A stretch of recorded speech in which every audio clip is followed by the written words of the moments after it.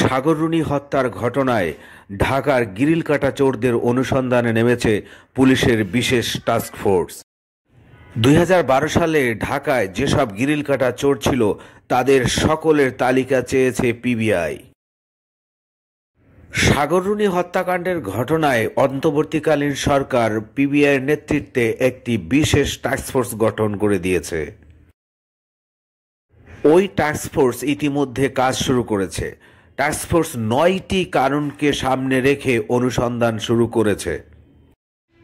কারণগুলো হলো ২০১২ সালের গ্রিল কাটা চোরের সন্ধান, পারিবারিক দাম্পত্য জীবনে কলহ, পেশাগত কারণ ও পূর্বশত্রুতা, এছাড়াও অর্থনৈতিক দেনা পাওনা, গুরুত্বপূর্ণ তথ্য নিজেদের কাছে রাখা, প্রেমঘটিত বিষয় এবং সংবাদ প্রতিবেদন তৈরিতে সংক্ষুব্ধ কোনো ব্যক্তি তাদের হত্যা করতে পারে বলে এই ৯ কারণকে সামনে রেখে অনুসন্ধান শুরু করেছে পুলিশের বিশেষ টাস্কফোর্স।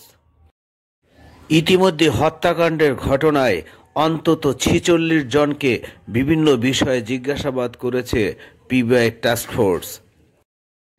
তাদের মধ্যে সাবেক বর্তমান আমলা রয়েছে, মামলার বিগত দিনের তদন্ত কর্মকর্তা, র্যাবের সাবেক কর্মকর্তা এবং সাংবাদিক নেতা রয়েছেন। তাদের একে একে জিজ্ঞাসাবাদ করা হচ্ছে।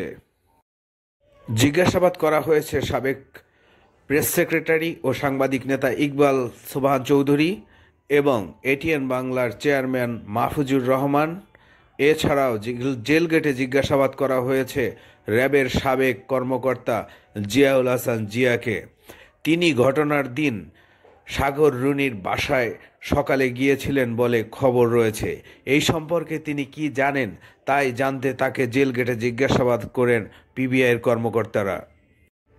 এই হত্যাকাণ্ডের পর যারা সামাজিক যোগাযোগ মাধ্যম এবং গণমাধ্যমে লেখালেখি করেছেন বিভিন্ন বিষয় নিয়ে, তাদের কাছ থেকেও পর্যালোচনা এবং তথ্য সংগ্রহ করবে তদন্ত সংস্থা টাস্কফোর্স। এই হত্যাকাণ্ডের বিষয়ে সাধারণ মানুষের কাছ থেকেও তথ্য সংগ্রহ করবে টাস্কফোর্স। এ বিষয়ে শিগগিরই তথ্য চেয়ে একটি গণবিজ্ঞপ্তি দেওয়া হবে গণমাধ্যমে।